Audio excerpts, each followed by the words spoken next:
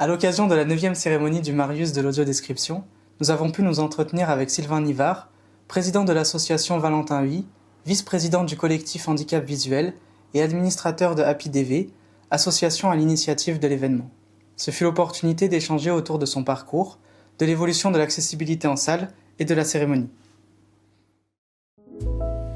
Quel a été votre parcours ? Alors moi je suis né malvoyant.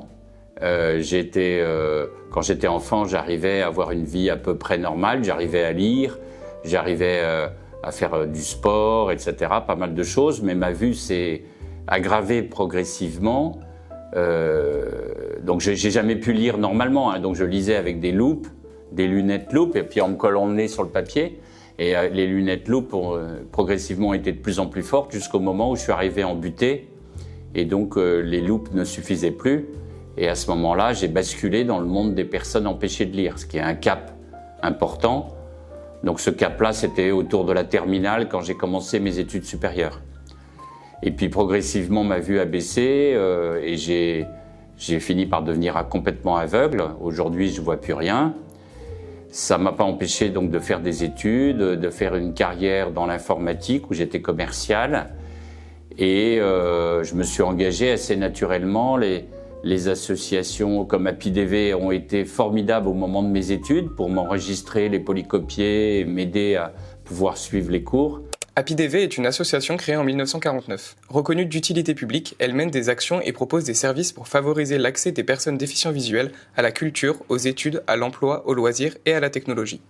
Et comme ils m'avaient vraiment énormément aidé, assez naturellement, j'ai éprouvé le besoin de m'impliquer, de renvoyer l'ascenseur et d'aider les associations. Donc c'est comme ça que j'ai été très investi chez HappyDV, et puis après dans le collectif du handicap visuel, et depuis 6 ans à l'association Valentin Huy que je préside donc depuis 6 ans. Fondé en 1948, le collectif français du handicap visuel regroupe les principales associations françaises œuvrant dans le domaine de la déficience visuelle afin de représenter et de défendre au mieux leurs droits. Créée en 1889, l'association Valentin Huy déploie un grand nombre de services et d'actions à travers toute la France afin de notamment permettre l'accès à la culture, au sport, à l'emploi et l'autonomie des personnes déficientes visuelles. Moi, je suis arrivé là-dedans dans un milieu associatif. Donc l'association Valentin Huy a importé l'audiodescription en France, comme vous le savez peut-être, dans les années 80, 89 ou un truc comme ça. Et donc pendant 15 ans ou pratiquement 20 ans, c'était complètement en circuit fermé. L'association Valentin Huy faisait des audiodescriptions pour certains films qui étaient projetés dans notre auditorium ici.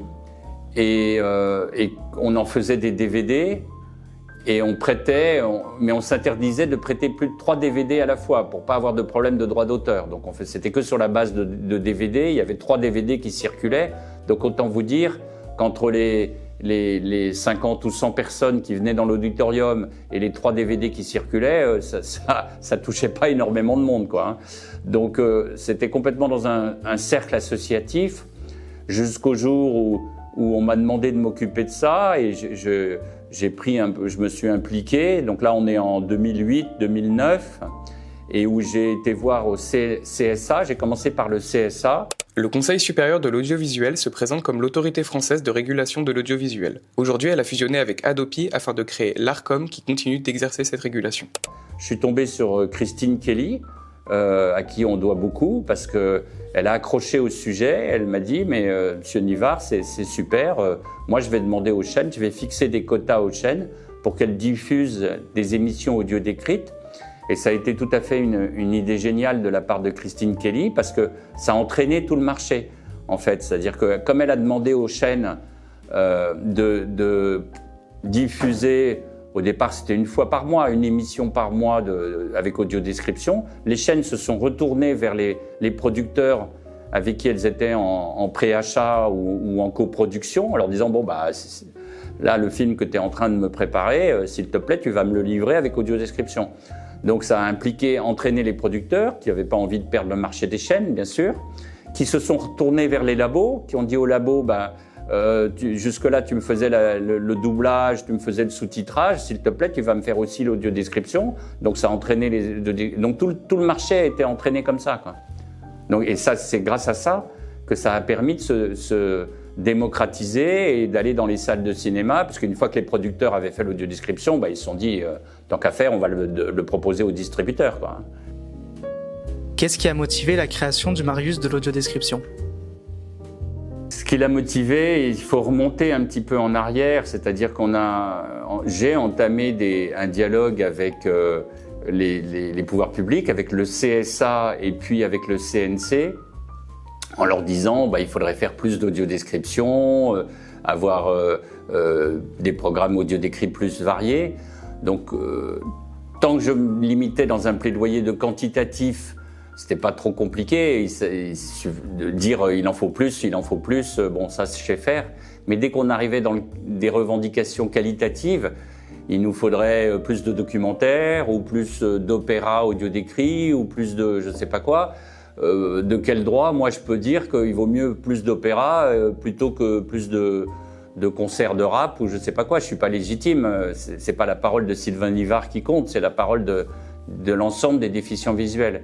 Donc assez rapidement, avec mon ami Guy Rochereau, avec qui je faisais équipe, on a éprouvé le besoin d'avoir un panel de personnes déficientes visuelles qui pouvaient nous faire des remontées et qui pouvaient asseoir un peu nos revendications. Et donc on a constitué un panel qui aujourd'hui fait pratiquement 150 personnes, qui fait des remontées et qu'on transmet aux chaînes de télévision pour dire l'émission, l'audiodescription du film d'hier soir, elle n'était pas de bonne qualité ou au contraire elle était top, merci beaucoup, etc. Et pour mieux faire connaître ça, on a une de nous, donc Sylvie Gange, que vous verrez ce soir, a eu l'idée de faire un prix pour faire connaître l'audiodescription au-delà de quelques initiés et pouvoir sensibiliser les professionnels. Donc d'où est née l'idée du Marius. Et donc on a appelé ça Marius parce qu'on a volontairement fait le choix de faire ça en amont des Césars et de se caler sur les 5, 6, 7 films qui sont nommés pour les Césars. Donc du coup l'idée de César et Marius, c'est comme ça qu'on l'a baptisé Marius. Pourquoi ne pas faire une sélection plus large ? C'est une suggestion qu'on nous fait régulièrement. Aujourd'hui, on n'en a pas les moyens. On est une poignée de bénévoles à organiser ça. Ça nous prend déjà 3 mois pour organiser le jury qui vont écouter 5, 6, 7 bandes son. C'est déjà un gros boulot. Donc élargir, aller au-delà des 7 films des Césars et se dire on va faire prendre les 200 films qui sont sortis au cinéma dans l'année, constituer un jury, des sous-groupes pour aller faire des sortes d'éliminatoires, je sais pas quoi, etc. Ça serait un travail qu'on serait pas capable de faire. Ça serait très bien intellectuellement, ça serait beaucoup plus objectif. On pourrait faire le Marius de la meilleure audiodescription de l'année. Et donc ça serait beaucoup plus intéressant et objectivement beaucoup plus valable. Parce que là, parmi les 7 audiodescriptions, il est probable, très probable qu'il y a un 8e film ou un 9e film qui a été beaucoup mieux audio-décrit. C'est pas du tout impossible. Mais c'est volontaire, quoi. On se restreint, c'est juste une question de moyens, on se restreint aux 5 ou 6 ou 7 films des Césars parce que c'est déjà un gros boulot. C'est complètement assumé, c'est une opération de communication, c'est pas une opération, et vous nous entendrez pas, je pense pas, j'espère que non, dire c'est la meilleure audiodescription de l'année. Sûrement pas. Comment la compétition s'organise-t-elle ? Oui, assez rapidement, là encore, on s'est dit, mais c'est pas à nous, une poignée de bénévoles, on est 7, 8, 9 dans l'équipe, c'est pas à nous d'aller juger. Donc assez rapidement, on s'est dit, il faut élargir la base, asseoir cette légitimité. Donc on a créé un jury, on a fait appel à des volontaires en faisant circuler sur les réseaux sociaux, etc., qui veut être membre du jury du Marius. La première année, on a eu 60 candidats, donc il y avait déjà un noyau une assiette assez solide, quoi. 60, ça commence à être représentatif. Cette année, on en a 356 de mémoire, donc là, c'est carrément représentatif. pour déterminer. Donc les 356 personnes sont invitées à écouter les 5 bandes-son, les 4 bandes-son, puisque finalement cette année il n'y en a que 4, et à partir de là mettre une note sur chacune, une note sur 10.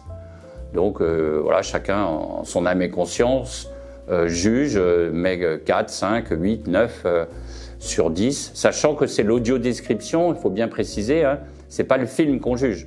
Donc vous pouvez avoir un excellent film qui a une mauvaise audio-description et réciproquement. Aujourd'hui, quelle est la situation de l'accès à l'audio-description en salle ? On a on a quand même bien avancé. Il y a la loi de 2005 qui, comme vous le savez, disait que tous les établissements recevant du public devaient être accessibles dans un délai de 10 ans. Donc ça a permis quand même de donner un élan. Il y a certains groupes qui ont été très volontaires. Vous couperez si vous voulez, mais moi j'ai pas peur de dire que UGC a été très volontaire. Dès le début, ils ont dit bon, on va faire ce qu'il faut pour que toutes nos salles soient accessibles, soient équipées, etc. Ils vous ont fait un gros effort. Il y a quand même des mais, c'est-à-dire qu'aujourd'hui, on est un peu dans une situation de flottement où il n'y a jamais eu autant de films accessibles grâce à la réglementation de 2020 à laquelle vous faisiez allusion, où depuis 2020, tous les films qui veulent un visa du CNC doivent être audio-décrits. Donc ça a été un second progrès important. Et depuis, malheureusement, depuis 2 ans, en fait, il y a une espèce de flottement où les exploitants n'investissent plus parce que ils ont vu qu'il y a des applications qui sont arrivées sur le marché, hein, Greta et la Bavarde, pour ne pas les nommer. Et donc ces applications qui permettent de délester l'exploitant de tout l'effort, les exploitants se sont dit on arrête d'investir, on attend que ces applications décollent et ça nous évitera d'investir, puisque l'effort est reporté sur le client qui doit venir avec son smartphone, qui doit avoir au préalable téléchargé la piste d'audio-description, etc. La rupture, c'est surtout effectivement que tous ces systèmes que vous évoquez, de boîtiers et de toits Vox et autres, tous ces systèmes qui nécessitaient un équipement, parce qu'il fallait soit une borne Wi-Fi, soit un émetteur sur la cabine de projection, dans tous les cas, ça demandait un investissement. Donc il y a vraiment une rupture, parce que les applications nouvelles qui sont sorties depuis 2 ans ne demandent plus aucun investissement de la part du cinéma. Donc c'est très séduisant. Vu de l'exploitant, je comprends parfaitement leur position. Vu de l'exploitant, j'ai plus rien à faire. Donc c'est une rupture par rapport à avant où il fallait que j'investisse, que je maintienne, que je forme mon personnel, que je répare quand c'est en panne, etc. Là, j'ai plus rien à faire. Donc c'est formidable. Je pense qu'il y a ça a quand même beaucoup progressé. Si on retourne 10 ans en arrière, ça a quand même rien à voir, hein. Donc la sensibilisation augmente progressivement, les pouvoirs publics sont plus sensibles, le CNC s'est emparé du sujet, le ministère de la Culture aussi. Le ministère de la Culture a lancé l'année dernière le portail de l'audiodescription. On a quand même pas mal de choses qui sont faites. Les professionnels commencent progressivement à être au courant. Donc il y a des aides du CNC, il y a pas mal de choses. Il y avait un bon élan des exploitants, hein, ce que j'ai évoqué tout à l'heure. Il y avait une bonne dynamique des exploitants qui malheureusement donc est un peu en pause en ce moment à cause de l'arrivée des applications. Mais si on prend un peu de recul, globalement, c'est quand même beaucoup mieux qu'il y a 10 ou 15 ans. La CST a initié la création d'un label d'accessibilité. Qu'en pensez-vous ? Oui, l'idée d'avoir un label est intéressante. La CST, Commission supérieure technique de l'image et du son, est une association de techniciens du cinéma de l'audiovisuel fondée en 1944 proposant des actions de formation pour les professionnels du secteur. Elle est soutenue par le CNC et propose depuis quelque temps de mettre en place un label visant à garantir l'accessibilité dans les salles de cinéma ainsi que la bonne adaptation des films pour les spectateurs déficients sensoriels. Après, ça dépend comment on l'anime. Si c'est un label qui reste dans un placard, qui n'est pas du tout animé, il n'y a pas de communication, il n'y a pas d'encouragement. Si c'est un label qui est obligatoire, c'est pas du tout la même chose, quoi, hein. Donc le label, c'est l'élément technique, mais après, c'est toute l'animation qu'on en fait. De suivi et de communication et d'efforts, ça demande un label, voilà, faut communiquer, il faut faire, je sais pas quoi, une cérémonie tous les ans pour délivrer les labels, faut faire des articles dans la presse pour encourager tout le monde, voire éventuellement le rendre obligatoire. Ça, c'est encore une autre paire de manches, c'est l'idéal. Mais à minima, il faut faire une animation. Si vous avez juste un label qui fait l'objet d'un communiqué de presse de la CST et puis qu'on n'en entend plus jamais parler, c'est un coup d'épée dans l'eau. Reste-t-il des points à améliorer ? Oui, bien sûr, il y a toujours le verre à moitié plein ou à moitié vide. Mais oui, il y a des points à améliorer dans leur matière d'accessibilité au cinéma. Donc déjà, l'accessibilité dans les salles, hein, l'équipement des salles et le fait de pouvoir accéder, que tous les publics puissent accéder aux films, puisque, je le rappelle, on a une partie du public, moi j'estime quand même à 30% de notre public qui ne sait pas utiliser un smartphone. Donc les applications n'adresseront pas tous les publics. Donc ça c'est un point important, mais on a aussi d'autres points qui sont importants. Comment est-ce que je peux aller en ligne sur des sites qui ne sont pas encore accessibles, acheter mon billet en ligne. Aujourd'hui, de plus en plus souvent, il faut acheter son billet à l'avance, surtout dans un film qui a du succès. Si je vais à la caisse, c'est complet. Et donc les sites ne sont pas accessibles. De plus en plus souvent, quand je vais un peu tard le soir, le guichet est fermé et je suis obligé de passer par la borne automatique qui n'est pas accessible. Donc des sujets de progrès, il y en a, oui. Conclusion. Je pense que, en guise de conclusion, je dirais que l'audiodescription est un formidable vecteur d'inclusion, hein. C'est grâce à l'audiodescription que je peux discuter à la cantine avec mes collègues du dernier film à la mode et que je peux en parler d'égal à égal avec mes collègues ou avec mes copains, etc., quoi, hein. Donc l'audiodescription est un super outil pour permettre l'inclusion des personnes déficientes visuelles. Remerciements, Marianne Bénardet, l'association Valentin Huy et toute l'équipe d'organisation bénévole du Marius 2026.